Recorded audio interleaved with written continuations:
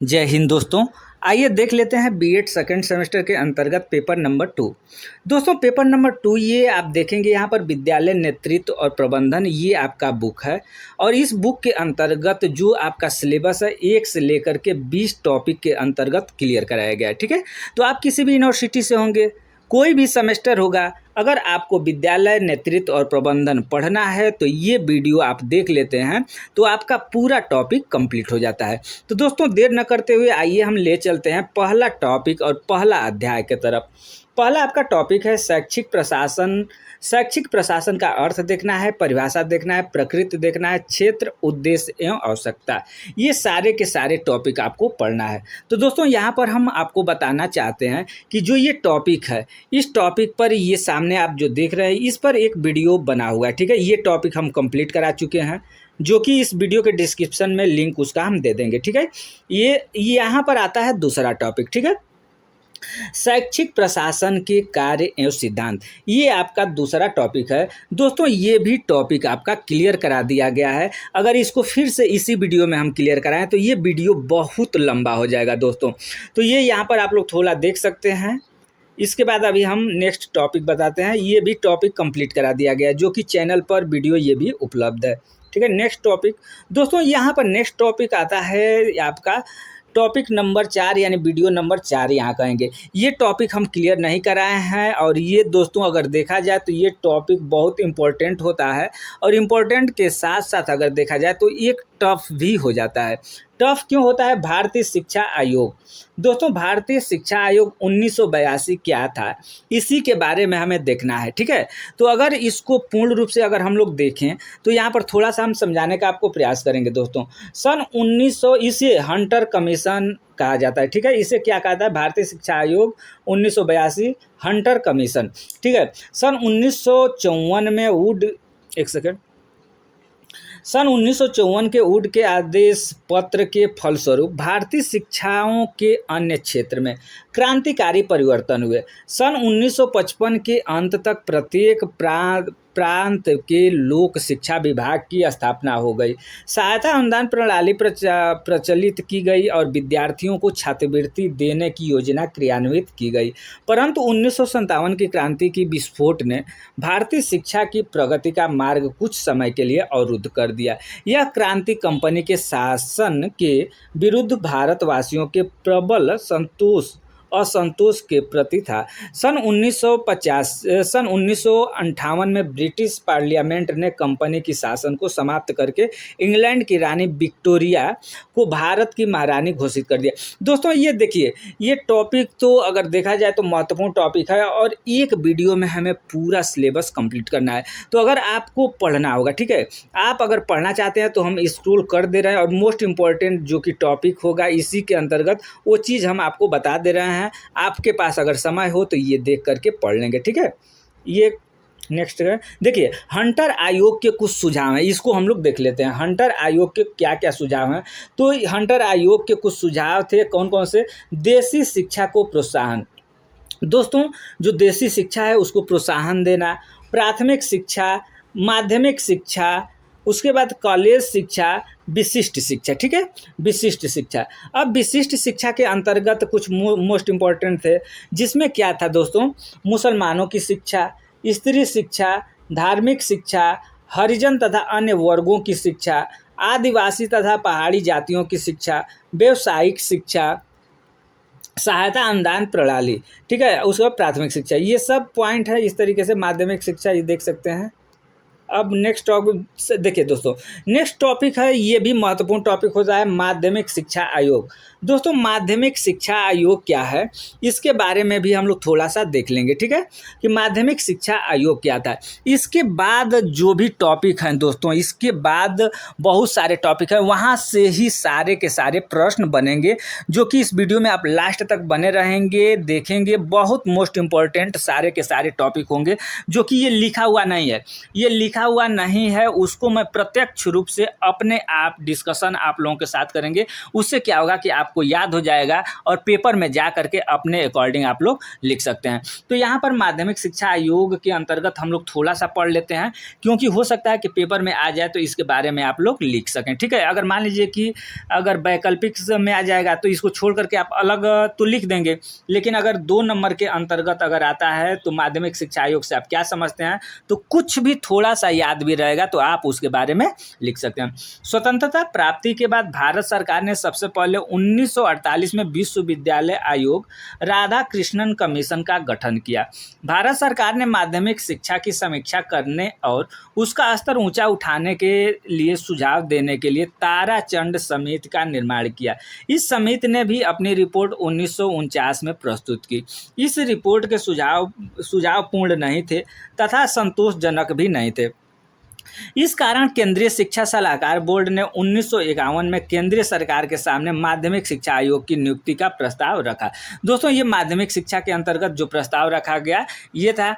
अब next topic हम लोग देख लेंगे। नेक्स्ट टॉपिक दोस्तों ये पूछा जाएगा आपसे कि राष्ट्रीय शिक्षा आयोग क्या है। ठीक है, राष्ट्रीय शिक्षा आयोग 1964 से 1966, ये देख सकते हैं आप लोग। इसके बारे में अगर पढ़ना चाहें तो एक बार आप लोग पढ़ लीजिएगा। जैसे कोठारी आयोग 1964-66 या राष्ट्रीय शिक्षा आयोग भारत का ऐसा पहला शिक्षा आयोग था जिसने अपनी रिपोर्ट में सामाजिक बदलावों को ध्यान में रखते हुए कुछ ठोस सुझाव दिए।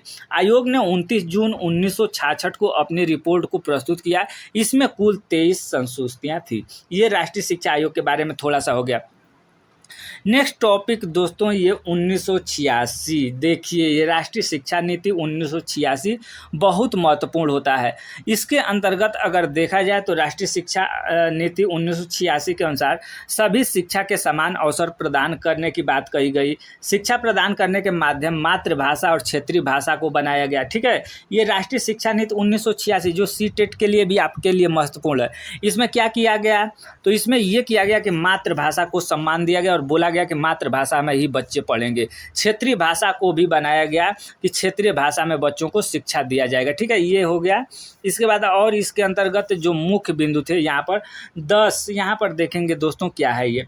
राष्ट्रीय शिक्षा नीति 1986 में पहली बार संपूर्ण देश में एक शिक्षा व्यवस्था को अपनाते हुए 10+2+3 को अपनाया गया। 10 का मतलब क्या हो गया, 1 से लेकर के क्लास 10 तक, ये 10 हो गया।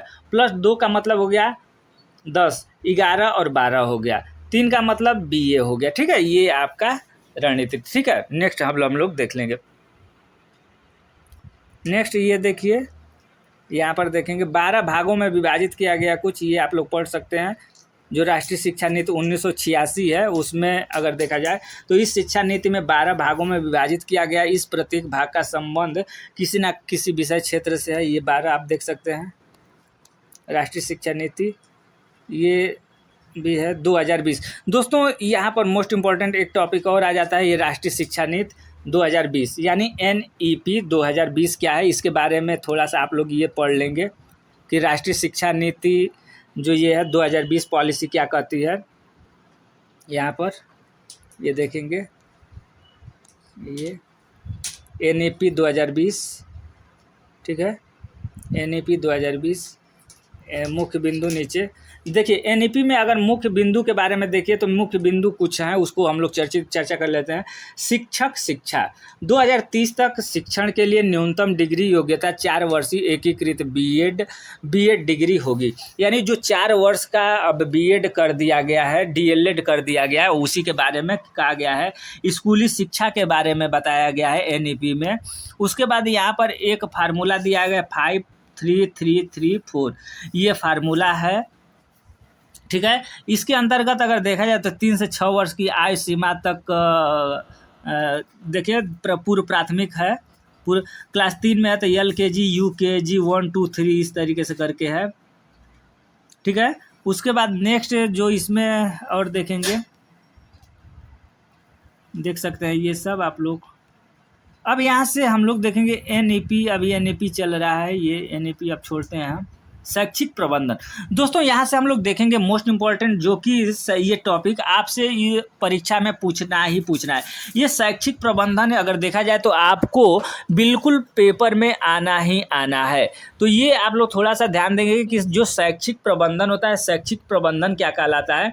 तो दोस्तों शैक्षिक प्रबंधन या शिक्षा में प्रबंध वह प्रक्रिया है जिसके द्वारा शिक्षा के निर्धारित उद्देश्य की पूर्ति के लिए ऐसी परिस्थितियां निर्मित की जाती है जिनमें मानवीय स्रोत की योग्यता और क्षमता का पूरा प्रदर्शन कर सके। यानी दोस्तों यहाँ पर देखिए दो चीज़ें, हमारे घर आपके घर अगर शादी पड़ती है, ठीक है, अगर शादी पड़ती है तो हम लोग क्या करते हैं, शादी का प्रबंध पहले से ही हम लोग शुरू कर देते हैं, लिखना उसको शुरू कर देते हैं कि कौन कौन प्रोग्राम होगा, किस तरीके से होगा, उसका मैनेजमेंट किस तरीके से। तो यहाँ किसका मैनेजमेंट करना है, शैक्षिक मैनेजमेंट करना है, शिक्षा के क्षेत्र में मैनेजमेंट करना है। तो बच्चों को पहले तो शिक्षा जब भी देना है तो शिक्षा का केंद्र क्या होते हैं, बच्चे।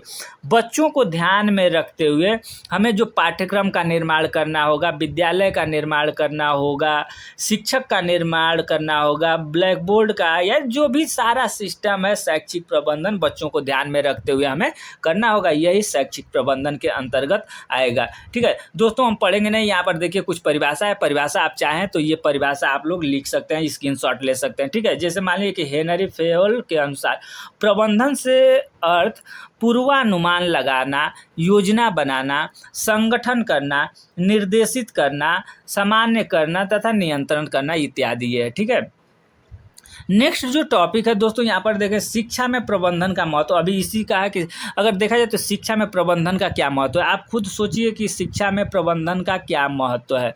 यहाँ पर थोड़ा सा हम पढ़ देते हैं। शिक्षा की नीतियों और योजनाओं को निर्धारित तथा निर्मित करने में क्रियान्वयन तथा उसका मूल्यांकन करना, ठीक है, इत्यादि ये सब है, आप देख सकते हैं।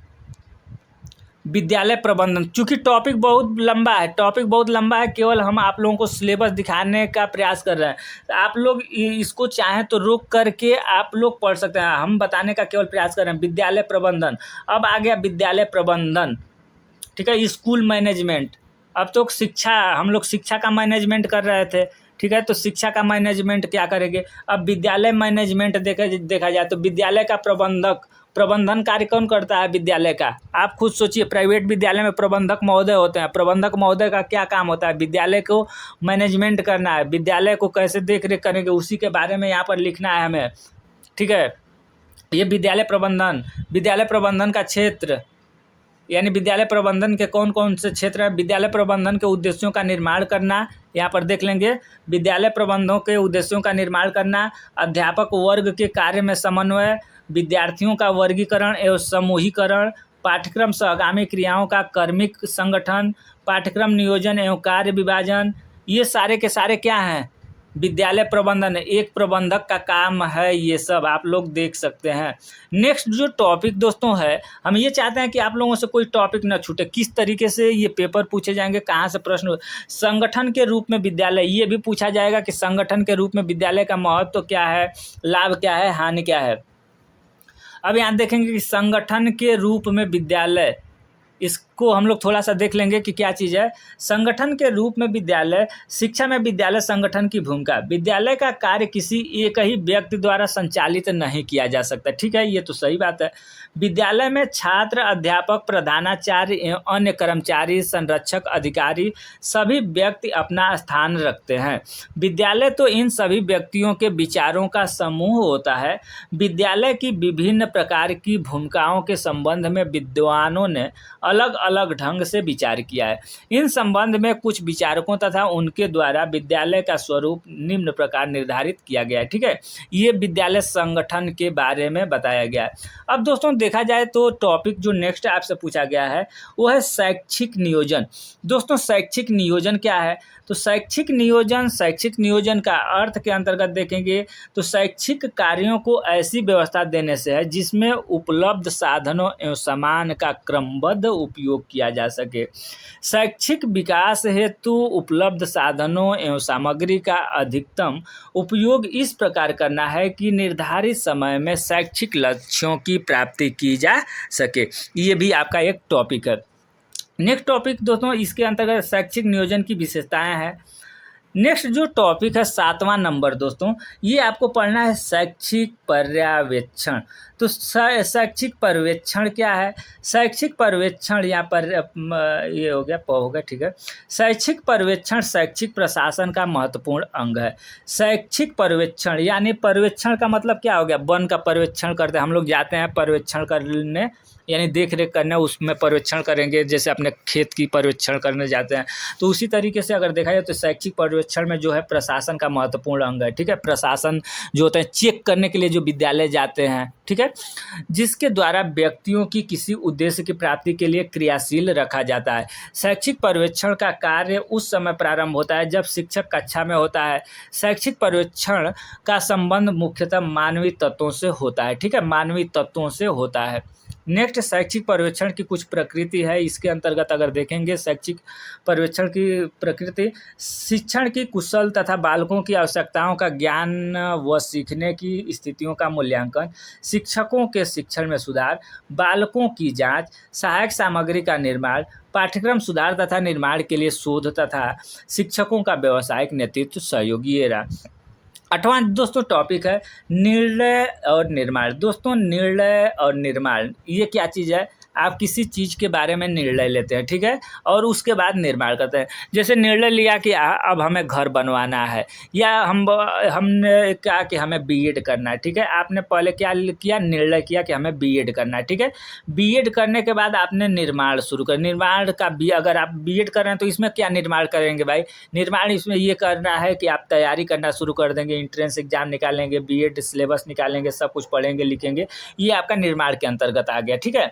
लेकिन यहाँ पर क्या हम लोग शिक्षा से संबंधित, विद्यालय से संबंधित बोल रहे हैं, तो विद्यालय से संबंधित हम लोग क्या निर्णय लेंगे, क्या निर्माण करेंगे? तो इसमें है निर्णय निर्माण प्रक्रिया में तार्किकता के विभिन्न प्रकार हैं। जानबूझकर स्थापित तार्किक एक निर्णय उस समय जानबूझकर स्थापित तार्किकता हो सकता है जब साधन और साध्य के बीच सामंजस्य की स्थापना जानबूझकर किया जाए, ठीक है। कहने का मतलब वही है कि जब हम कोई भी निर्णय लेते हैं तो उसके बाद से निर्णय लेकर के निर्माण कार्य शुरू करते हैं। नेक्स्ट है दोस्तों भारत में शैक्षिक प्रशासन का तंत्र। भारत में शैक्षिक प्रशासन का तंत्र यानी शिक्षा के क्षेत्र में, ठीक है, शिक्षा के क्षेत्र में जो भी हमारे प्रशासन के तंत्र हैं, एक सेकेंड थोड़ा सा इसको क्लियर करेंगे, वाइट कलर लेते हैं, ठीक है। शिक्षा के क्षेत्र में जो ये है, भारत में शैक्षिक प्रशासन, शिक्षा के क्षेत्र में जितने भी प्रशासनिक कार्य करते हैं लोग होते हैं, जैसे डीपीओ, डीओ, शिक्षा विभाग के अधिकारी या और जितने भी तंत्र काम करते हैं, उसी से संबंधित आपको लिख देना है, ठीक है। इसके बाद नेक्स्ट जो टॉपिक बोला गया दोस्तों, इसमें यूजीसी, एनसीईआरटी, एनयूईपीए, एनसीटीए ये सब है। इस पर भी आप चाहें तो देख सकते हैं, ठीक है। आप सिलेबस एक एक पॉइंट पर आप चाहें तो गूगल से देख सकते हैं। उसके बाद नेक्स्ट है विद्यालय प्रबंधन। दोस्तों विद्यालय प्रबंधन से, चूँकि आपका जो ये पेपर है वो विद्यालय प्रबंधन से ही है, ठीक है। विद्यालय प्रबंधन से जब आपका पेपर है तो विद्यालय में कैसे प्रबंध करेंगे ये ऊपर हम लोग देख चुके हैं, ठीक है। नेक्स्ट जो टॉपिक है ये है अध्यापक के गुण एवं कर्तव्य। दोस्तों ये सब सारे के सारे जो भी इस समय टॉपिक दे रहे हैं, अध्यापक के क्या गुण है और क्या कर्तव्य है, ठीक है। हमारा क्या गुण है आप सोचिए, एक अध्यापक, अच्छे अध्यापक का क्या गुण होना चाहिए? एक अच्छे अध्यापक के अंतर्गत अगर देखा जाए तो एक अच्छा वक्ता होना चाहिए, यानी अच्छे तरीके से अपने बातों को बच्चों तक समझा सकें, अपने बातों को रख सकते हैं। एक क्या सर्वगुण संपन्न होना चाहिए, जैसे बच्चों की भावनाओं को समझ सके। उसके बाद उनका कर्तव्य क्या है? एक शिक्षक का क्या कर्तव्य है, क्या करना चाहिए एक शिक्षक को? बच्चे क्या है? बच्चे माली हैं, बच्चे क्या है? पेड़ है, ठीक है, छोटे छोटे पेड़ है। और जो शिक्षक, जो आपका स्कूल है वो आपका बगीचा है, उस बगीचे में बच्चे हैं छोटे छोटे, और माली के रूप में शिक्षक है। तो शिक्षक एक माली एक छोटे से पौधे को किस तरीके से बचा करके पेड़ बनाता है, उसी तरीके से अध्यापक का कर्तव्य है एक छोटे से बच्चे को सींच करके एक पेड़ के रूप में तैयार करना। नेक्स्ट दोस्तों कक्ष का प्रबंधन। दोस्तों कक्ष का प्रबंधन यानी विद्यालय का जो स्ट्रक्चर है, ये कक्षा है, ब्लैक बोर्ड की पर रोशनी अच्छी तरीके से मिलना चाहिए, खिड़की रोशनदान इत्यादि सब रूम में लगे होना चाहिए, बेंच डेस्क अच्छी तरीके से लगा होना चाहिए, कमरे की सफाई होना चाहिए, उचित रोशनी की व्यवस्था होना चाहिए, उचित पंखा की व्यवस्था होना चाहिए इत्यादि। एक अच्छा कक्ष प्रबंधन के बारे में आप लिख सकते हैं। उसके बाद समय सारणी। दोस्तों समय सारणी का क्या महत्व है? समय सारणी का क्या महत्व है? समय सारणी क्या कहलाता है? समय सारणी शिक्षक एवं बच्चों स्टूडेंट दोनों के लिए महत्वपूर्ण है। ठीक है, समय सारणी शिक्षक एवं बच्चों के लिए दोनों के लिए बहुत महत्वपूर्ण है, क्योंकि एक शिक्षक को भी ये पता चलता है कि हमें पहली घंटी, दूसरी घंटी, तीसरी घंटी हमें किस रूटीन के अनुसार बच्चों को पढ़ाना है। ठीक है, ये क्लियर पता चल जाता है। इसके साथ साथ बच्चों को भी पता चलता है कि हमें पहली घंटी लगी है तो हिंदी के सर आएंगे और हिंदी हमें पढ़ना है, तो बच्चे पहले से ही प्रिपेयर रहते हैं। ये समय सारणी का महत्व होता है। समय सारणी के अंतर्गत हम लोग अपने सिलेबस को सही समय से कंप्लीट कर लेते हैं। ठीक है, समय सारणी का ये भी महत्वपूर्ण योगदान है कि जैसे हमें 20 पॉइंट लिखना है। ठीक है, 1 से लेकर के अभी हम लोग 20 तक जो ये सिलेबस कंप्लीट कर रहे हैं और आपको 3 महीना में कंप्लीट करना है, तो ये हमें समय सारणी बनाना होगा कि 3 महीना में 20 पॉइंट कम है तो 7 जो है 7 यूनिट 1 महीने में हमें कंप्लीट कर देना है। ये समय सारणी का महत्व है। नेक्स्ट देखेंगे दोस्तों, जो पॉइंट आपसे पूछा गया है आपका सिलेबस के अंतर्गत है विद्यालय अनुशासन। विद्यालय अनुशासन का क्या महत्व है? ठीक है दोस्तों, विद्यालय अनुशासित अगर नहीं रहेगा तो जो हमारे बच्चे हैं वो भी अनुशासित नहीं रहेंगे।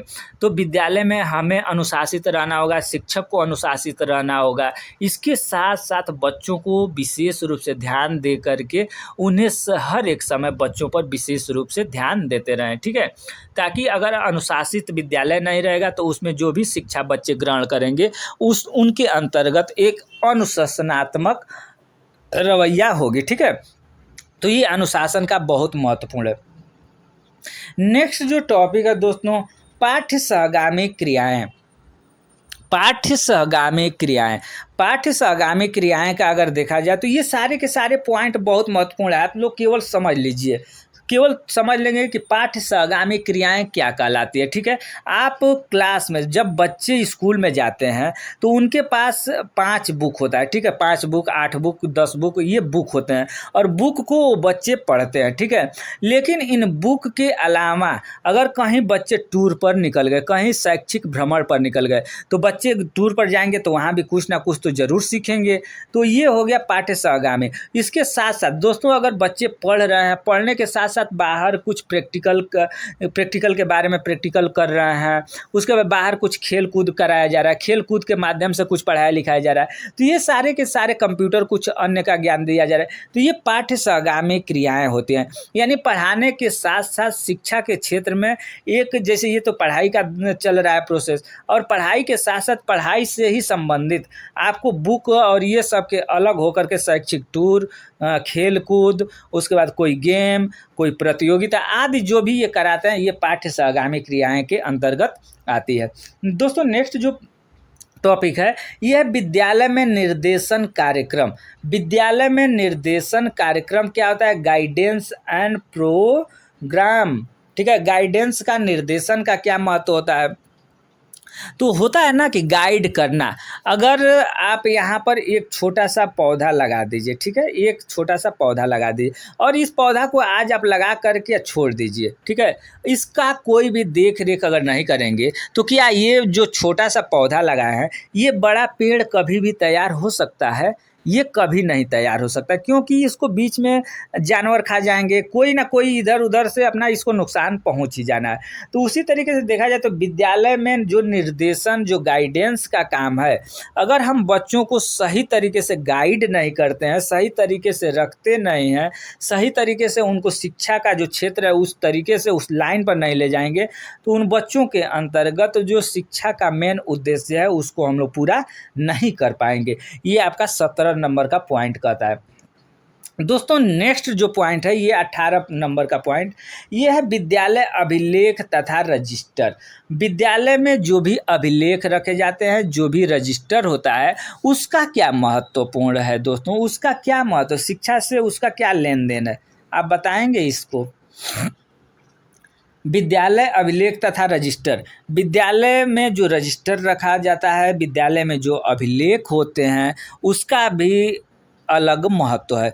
क्योंकि अगर देखा जाए तो विद्यालय की संरचना, विद्यालय का बिल्डिंग, विद्यालय का ज़मीन, विद्यालय किसके नाम से है इत्यादि, ये सब तो हो गया, ये इसका भी अभिलेख होता है। इसके बाद बच्चों का, आज जो बच्चा कोई है क्लास 1 में एडमिशन लिया तो उसका घर कहाँ, पता कहाँ, पिता का नाम, उम्र, लिंग, विद्यालय, ये सब कुछ ऐड होता है, ठीक है। उसके बाद इन लोगों का अटेंडेंस लगता है। इसके बाद कोई प्रमाण पत्र होता है, इन बच्चों का प्रमाण पत्र रखा जाता है। तो ये अभिलेख और रजिस्टर का बहुत महत्वपूर्ण है। इसको विद्यालय में सुरक्षित रखना चाहिए, ताकि समय समय पर देखेंगे आप, जो अभिलेख होते हैं, जो जांच करने जाते हैं, तो इन्हीं अभिलेखों के माध्यम से उस विद्यालय की निगरानी और जांच की जाती है। ये अभिलेख रखना इतना ज़रूरी है, ठीक है।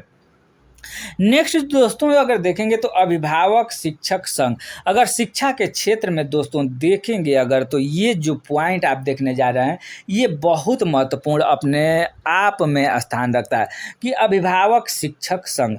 अगर देखा जाए तो पेरेंट्स टीचर जो मीटिंग होती है, यानी बच्चे की स्थिति क्या है, एक टीचर के द्वारा बताया जाता है कि आपका बच्चा ये है, इस तरीके से है, इसको ये पढ़ाइए, क्या ये इसके अंतर्गत कमजोरी है। चूँकि जो गार्जियन हैं, गार्जियन अपने टीचर के माध्यम से मिल कर के अपने बच्चों के अंतर्गत कमियां क्या है उसको पूरा कर सकता है, कोचिंग लगा करके अपने देखरेख कर कर। तो जो शिक्षक होते हैं, अभिभावक होते हैं, उनके साथ बैठक करना, उनका मीटिंग करना, उन दोनों लोगों का बहुत महत्वपूर्ण योगदान होता है। इस पॉइंट पर आप लोग अपने से खुद सोच करके, आप लोग अब तो टीचर हो ही गए हैं। अगर देखा जाए तो आप 70 से 80% आपने क्लास कर लिया, कोर्स कर लिया, बीएड का कोर्स जब कंप्लीट कर लिया तो आप टीचर हो गए, ठीक है। अब क्या करना है, सीटेट क्वालिफाई करना है। उसके बाद जो टीचिंग का अपना ये है, मान लीजिए सुपर टेट अगर है तो सुपर टेट क्वालिफाई करना है। तो ये क्वालिफाई करना एक अलग बात है, लेकिन आप जो टीचर बनने का जो प्रक्रिया है, जो चीज़ जानकारी है, वो आप ले चुके हैं। तो आप एक शिक्षक के रूप में देखेंगे कि अभिभावक के साथ अगर मीटिंग आपकी होती है तो क्या क्या बेनिफिट होगा, क्या क्या लाभ होगा, यही आपको लिख देना होगा।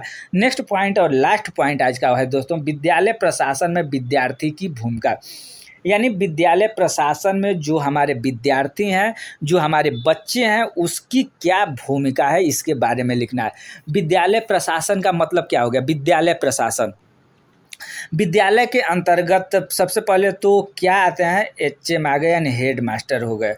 उसके बाद सीएल हो गए, class teacher, CTO class teacher हो गए, ठीक है। और जो मैनेजमेंट डायरेक्टर होते हैं, डायरेक्टर हो गए, एचएम हो गए, क्लास टीचर हो गए, और उसके बाद जितने शिक्षक बंधु होते हैं, ठीक है। इसके बाद जब ये तो विद्यालय प्रशासन के अंतर्गत आते हैं। और विद्यालय प्रशासन के ऊपर भी प्रशासन है, जो कि डीपीओ, डीओ, जो जिला पर जो अधिकारी शिक्षा से संबंधित रहते हैं। तो इन सारे अगर देखा जाए तो विद्यालय प्रशासन यानी विद्यालय में जो चल रहा है, जो हमारे हेडमास्टर साहब हैं, क्लास टीचर हैं, इन लोगों के बीच में विद्यालय विद्यार्थी की क्या भूमिका है, यही आपको पॉइंट लिखना है। तो दोस्तों ये सारे के सारे टॉपिक, आपका एग्जाम बिल्कुल पास में है, इसलिए मैंने आपको कम से कम सारे टॉपिक उपलब्ध कराने का प्रयास किया कि ये टॉपिक आपको पढ़ना है, ठीक है। तो ये वीडियो आपको कैसा लगा, वीडियो आपको अच्छा लगा हो तो वीडियो को कम से कम जाते समय एक लाइक कर देंगे, और चैनल पर नए होंगे तो चैनल को सब्सक्राइब करके बेल आइकन को दबा लेंगे, क्योंकि जो आपका इसके बाद सेकेंड पेपर, थर्ड पेपर होगा समावेशी शिक्षा।